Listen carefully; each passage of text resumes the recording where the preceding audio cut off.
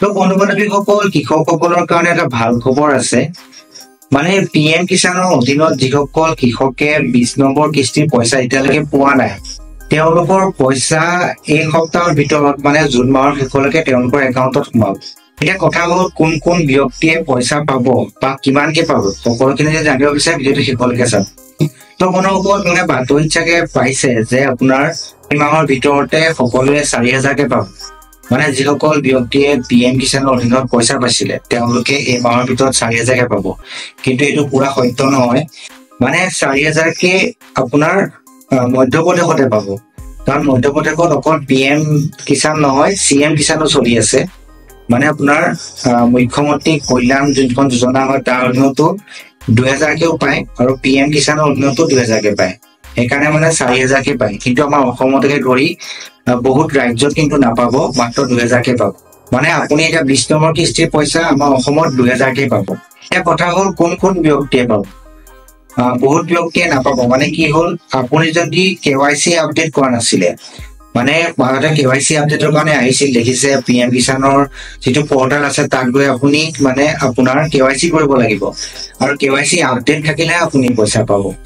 এটা বাতৰিত কোৱা হৈছে আপুনি এটা ওয়েবসাইট দিছে যেটো অফিচিয়েল ওয়েবসাইট তাত গৈ পেলাই আপুনি KYC কৰক কিন্তু আপুনি আহিব মোবাইলৰ পৰা KYC কৰিব কিন্তু আপুনি নোৱাৰে কাৰণ মোবাইলৰ যেটো KYC আছিলে সেইটো আপুনি আজি পৰা 6 মাহৰ আগতে বন্ধ কৰিছে চৰকাৰে এতিয়া আপুনি কি কৰিব লাগিব বায়োমেট্ৰিক দিব লাগিব বায়োমেট্ৰিক দিবৰ কাৰণে আপুনি CSC চেণ্টাৰ যাব লাগিব মানে আপুনি ওয়েবসাইটটো যদি খোলে তাতে CSC যদি আপোনাৰ আইডি থাকে তেতিয়াহে আপুনি নিজে মানে KYC কৰিব পাৰিব কিন্তু যদিহে আপোনাৰ কোনো CSC চেণ্টাৰ নাই বা আপোনাৰ CSC আইডি নাই তেতিয়াহলে আপুনি আপোনাৰ মোবাইলতে হওক বা আপোনাৰ ল্যাপটপতে হওক যদি ওয়েবসাইটটো খোলে আপুনি কিন্তু KYC কৰিব নোৱাৰে তো তাৰ কাৰণে আপোনালোকে কি কৰিব ওচৰতে আপোনাৰ যি CSC চেণ্টাৰ থাকে আপোনাৰ প্ৰত্যেক গাঁৱে হওক বা চহৰে হওক দেখিব আপোনাৰ CSC চেণ্টাৰ থাকে তাক যাব গৈ পেলাই আপুনি আপোনাৰ যিখন ৰেজিষ্টাৰ নাম্বাৰ আছে এখন লৈ যাব নাম্বাৰটোৰ লগতে আপোনাৰ আধাৰ কাৰ্ডখন লৈ যাব তাত যেতিয়া তেওঁলোকে চাব যে আপোনাৰ নামটো আছে নে নাই বা যদি KYC বিচাৰে তেনে বায়োমেট্ৰিক দি পেলাই আপোনাৰ KYC টো কৰি দিব আৰু তেতিয়াহে আপোনাৰ PM কিষাণৰ পইচা আপোনাৰ সোমাব আৰু আপোনাৰ হাতত এতিয়া সময় কম আছে কাৰণ আপোনাৰ জুন মাহ আদায় হ'ব পাৰিলে আপুনি আজি কালিৰ ভিতৰতে যিমান পাৰে সোনকালে কামখিনি কৰি লওক আৰু লগতে আপোনাৰ যদি মোবাইল নম্বৰ লগত আধাৰ কাৰ্ডটো লিংক নাই মানে আপোনাৰ যদি আধাৰ কাৰ্ডৰ নম্বৰ লগত যদি মোবাইল নম্বৰটো লিংক নাই সোনকালে কৰি লওক নহলে কিন্তু আপোনাৰ PM কিষাণৰ যি আঁচনি আছে আপুনি নাপাব আৰু বহুতো আপোনাৰ দেখিছে কোনোবা ইউটিউবাৰে দেখুৱাইছে আপুনি মোবাইলতে খুলি পেলাই আপুনি মানে KYC কৰা দেখাই আছে কিন্তু তেওঁলোকে ডাইৰেক্ট এটো কৰিব নোৱাৰে দেখিব আপুনি CSC চেণ্টাৰ যেটো CSC লগইন হয় তাত গৈ পেলাই তেওঁলোকৰ আইডি পাছৱৰ্ড দি পেলাই কৰে কিন্তু আপুনি এটো ঘৰ কেতিয়াও নোৱাৰে সেইকাৰণে আপুনি এটা কাম কৰিব আপুনি সোনকালে গৈ পেলাই CSC চেণ্টাৰত যাওক গৈ পেলাই আপুনি আপোনাৰ KYC টো পুতুককে কৰি লওক আৰু যদিহে আপোনাৰ লিষ্টত যদি আপোনাৰ নামেই নাই তেতিয়া আপুনি কি কৰিব তাৰ কাৰণেও চৰকাৰে সুবিধা দিছে 3টা ফোন নম্বৰ দিছে এই 3টা ফোন নম্বৰ আপুনি কল কৰক কল কৰি আপুনি কওক যে মোৰ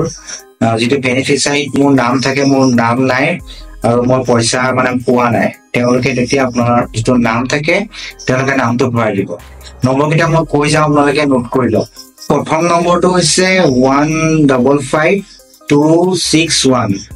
আকৌ এবাৰ কৈছো 155261 তাৰপিছতে আৰু এটা নম্বৰ দিছে এইটো হৈছে আপোনাৰ 1800115526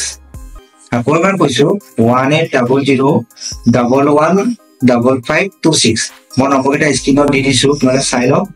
আৰু এটা নম্বৰ আছে এইটো হৈছে আপোনাৰ 01123381092 আকৌ এবাৰ কৈছো 01123381092 মই স্ক্ৰীনত নম্বৰকেইটা দেখাই আছে আপোনালোকে চাই লওক চাই পেলাই আপোনালোকে কল কৰক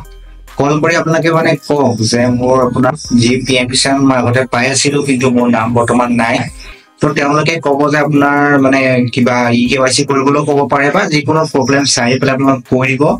আপোনাৰ এইখিনি কৈ লোৱাৰ পিছতে আপোনালোকৰ PM যেটো কিষাণৰ পইচা আপোনালোকৰ একাউণ্টত সোমাব তো বন্ধুসকল চাব বাতৰিত আপোনাৰ মানে ঘপককে কৈ দিয়ে কিন্তু আপুনি বুজি নাপাব আৰু যেটো কয় সকলোখিনি সত্য নহয় সেইকাৰণে মই যিখিনি পাৰো মই সত্যখিনিয়ে কৈছো আৰু মই ইনে বনাই নকওঁ তো বন্ধুসকল আপোনালোকে ভিডিঅ' চাই কিবা উপকৃত হৈছে তেতিয়াহ'লে মোৰ ভিডিঅ'টো লাইকো কৰি দিব লগতে কমেণ্ট এটা কৰি দিব লগতে যে চেনেলটো নতুন হয় চেনেলটো ছাবস্ক্ৰাইব কৰি দিব দৰকাৰী ভিডিঅ' সদায় পাই থাকিব তো আজিলৈ ইমানে আছিল তো আজিলৈ বাই বাই